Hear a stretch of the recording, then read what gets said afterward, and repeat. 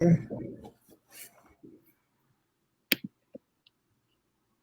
everyone, and thank you for joining the CannAtlantic Conference, the country's first Mid-Atlantic cannabis conference brought to you by the Philadelphia Association of Black Journalists. If you're watching this session, we're chatting about cannabis legalization with Pennsylvania's Senator Sharif, one of Pennsylvania's politicians leading the way in pushing for legalization in Pennsylvania, and Cresco Labs Vice President of Real Estate and Community Integration, Barrington Rutherford. Cresco Labs is a corporate sponsor and supporter of the CannAtlantic Conference. Barrington, Senator Street, thank you so much for joining. I really appreciate having some of your time to talk about legalization happening here in Pennsylvania. Thank you. Thanks for having us. Hello? Is he freezing? I think I froze. Oh, we can hear you, Senator Street. Can you hear us? I can hear you now. For a second you froze, but it's just a second. Perfect. We're going to kick it off, and we're going to start with you, Senator Street. Can you just tell viewers, people who are watching, a little bit of background on who you are in Pennsylvania?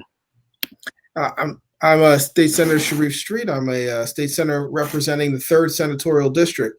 And I serve on a number of committees from, I chair the Banking and Insurance Committee. I'm on the Agriculture Committee, Housing Urban Development, and the Appropriations Committee. And I am a prime sponsor of legislation to legalize recreational adult use cannabis in the Commonwealth of Pennsylvania. Thank you, Senator. Barrington, do you mind giving viewers a little bit more background on who you are? Sure. I'm Barrington Rutherford. I'm Senior Vice President of Real Estate and Community Integration for Cresco Labs. I oversee our real estate portfolio nationally, as well as all of our social equity programs in every state that we operate. Thank you both for joining, and thank you for that introduction for who you are.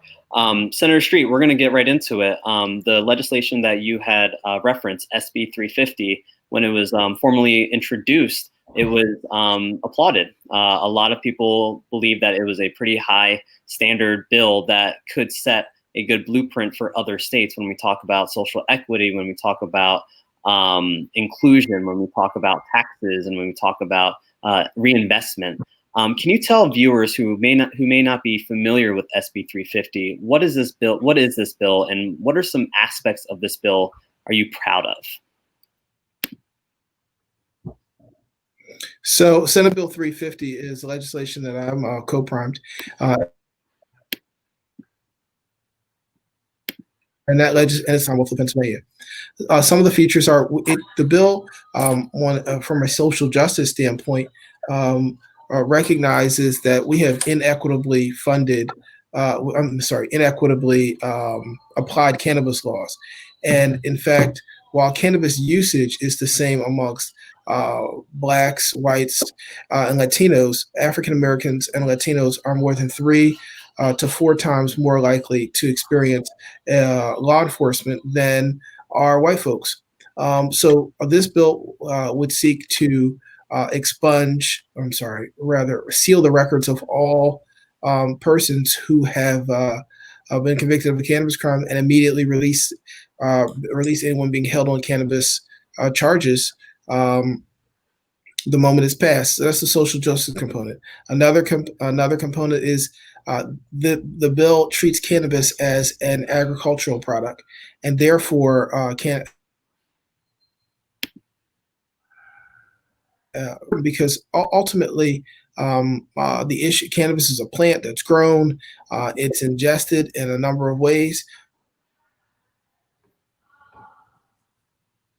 Or ingestible products are. And finally, we set forth a regime where there are licenses ranging from large grower processor licenses to small micro grower licenses, which would allow smaller people to get into the market without some of the high level barriers to entry that might exist for a large grower processor license. And finally, we do have a home grow component. We believe that there should be some component whereby which people can actually just get on and grow it at home. That's issue. And so that's some of the basic parameters of the bill. certainly willing to get into more detail as the conversation proceeds. Thank you.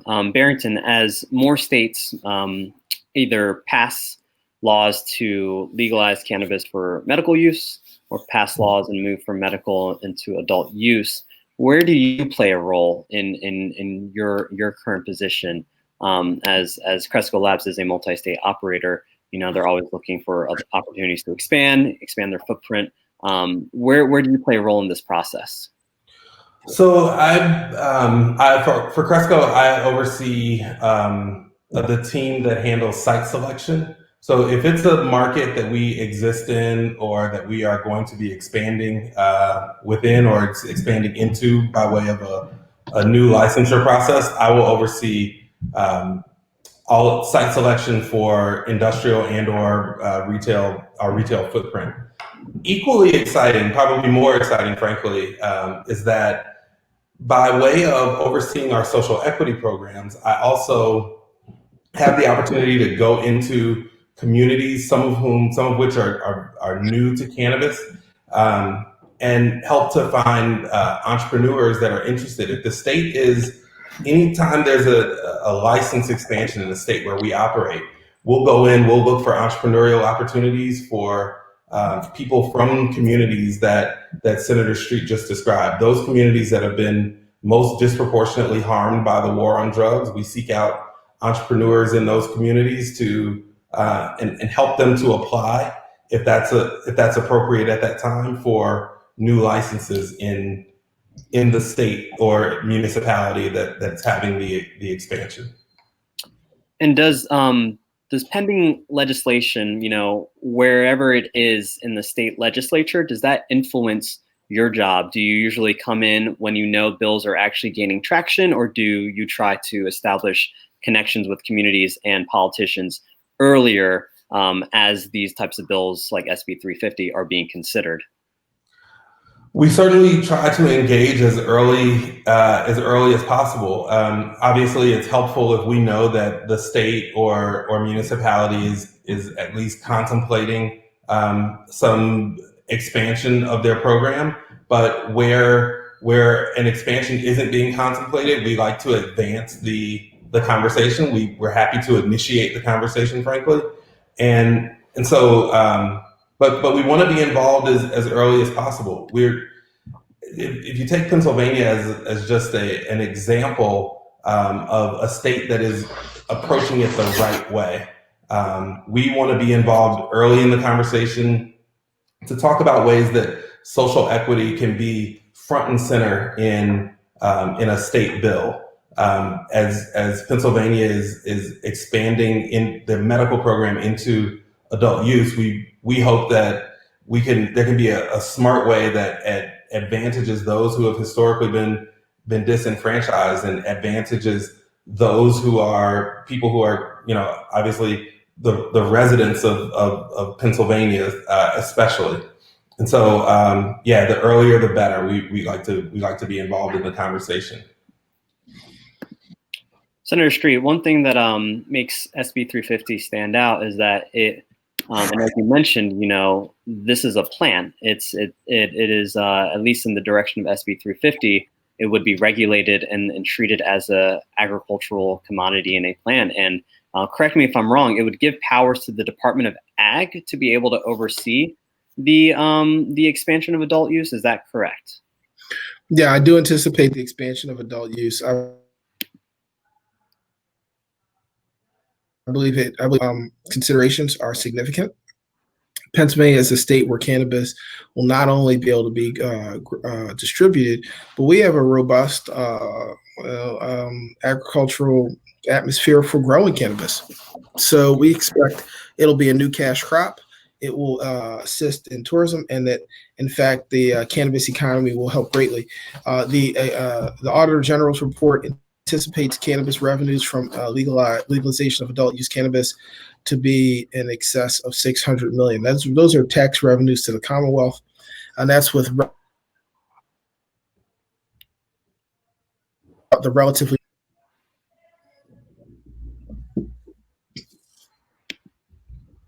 Sorry, you froze, Senator Street. Could you repeat that last part? Yeah,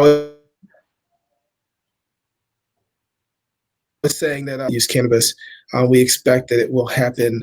I think there's a chance of happening in this session, and believe that in part because of the revenue that could be generated, and revenue that, according to our General Eugene DePasquale, is anticipated to be at over $600 million in recurring revenue, and that's with relatively modest income tax levels proposed in our bill. People have been able to see in Pennsylvania that there has been a little bit of pushback from your Republican counterparts who have been vocal about Governor Wolf's position, Lieutenant Governor John Fetterman's position, and then the highlight of SB 350. Can you talk a little bit about all the barriers that this bill is facing right now, from the current committees that it's being considered to some of your counterparts that you feel you need to, or at least the Democrats have to kind of win over so that there's broader bipartisan support? Can you talk about the barriers that you're experiencing right now? Well, there are not a lot of Republicans that have openly said they support the legalization of adult use cannabis. What I will say is that privately, many Republicans acknowledge and admit that the legalization of adult use cannabis is extremely important, and that it is something that they will vote for. So I anticipate that we'll get it done, in part because my colleagues don't want to vote for broad-based tax increases. And as a consequence, given the fiscal situation we have, I think that they're much more likely to vote for the cannabis because we need the revenue. I think part of what's happening is people are because this discussion is taking place now in the context of revenue. Folks are looking to see what our revenue position looks like when we reach. We need cannabis revenue, and there is 75% of Republicans, over 77% of Republicans when polled say they support cannabis, over 80% of Democrats. It enjoys the old-time myth of sort of like reefer madness, that it's a gateway drug and it causes people to act in an aberrant way. But I think by and large, people know that's not the case. And in the end, when the political time is right, which I believe will be this year, there will be bipartisan support.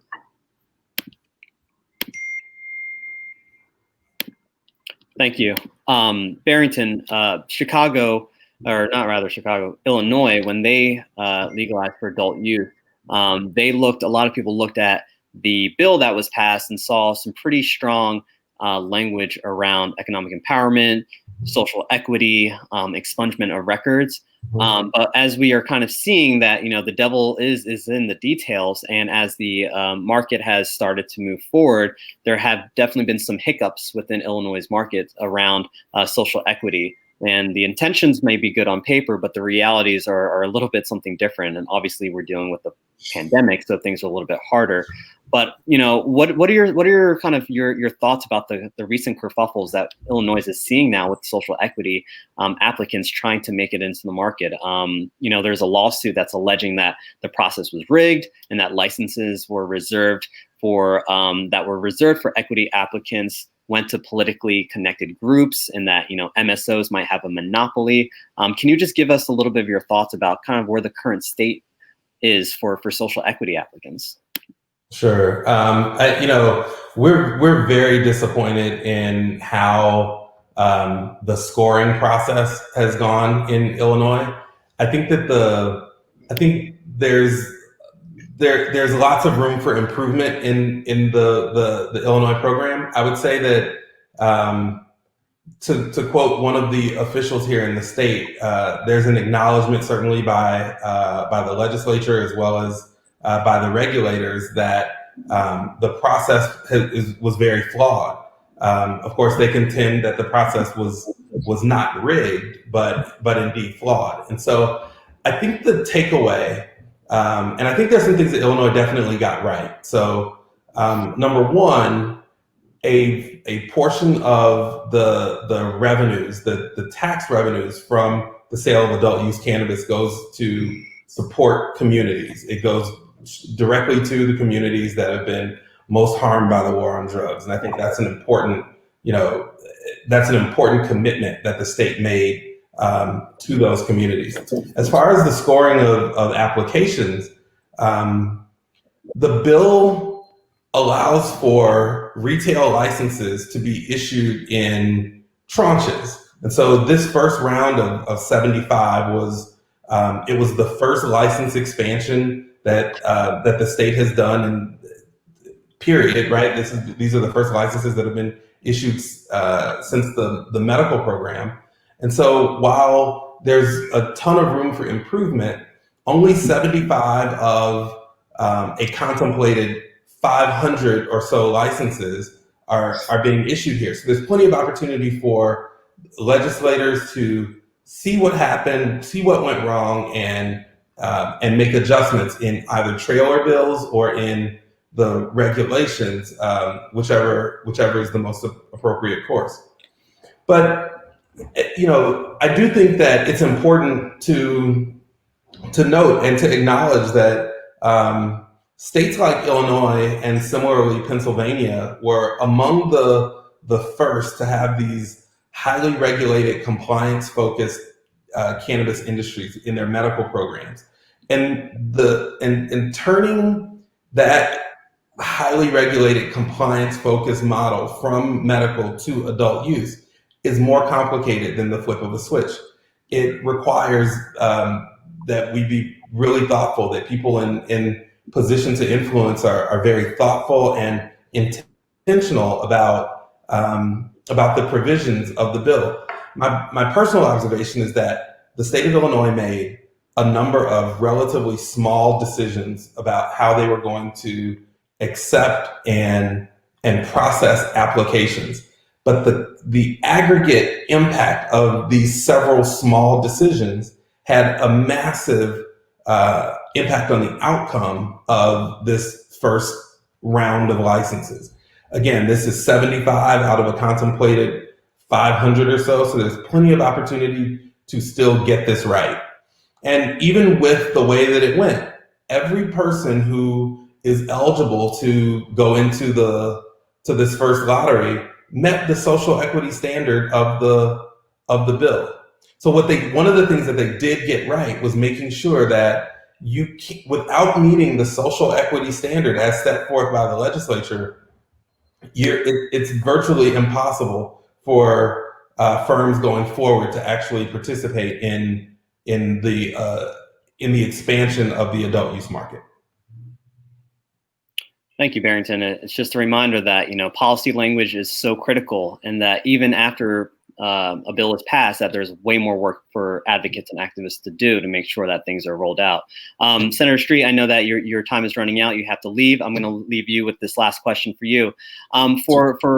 For people who are watching this, and if they live in Pennsylvania, specifically, if they have a Republican representative, what do you suggest that they do to kind of get them a little bit more warmer, or at least understand a little bit more about the positive impacts of SB 350? And even for those who have a Democratic representative who may not be on board, what should people be communicating to the people who represent them at the state level? Well, look, I would say this. Recently, 18 out of the 21 Democrats in Pennsylvania have come on board. So you should check. If you're even a Democratic legislator, it is likely that your legislator supports it. But whether you're a Democratic or a Republican legislator, you should contact your legislators and explain to them why you support cannabis legalization. We know that, like I said, over 3/4 of Republicans and for legalization. So you need to explain. You need to talk to them and let them hear from you.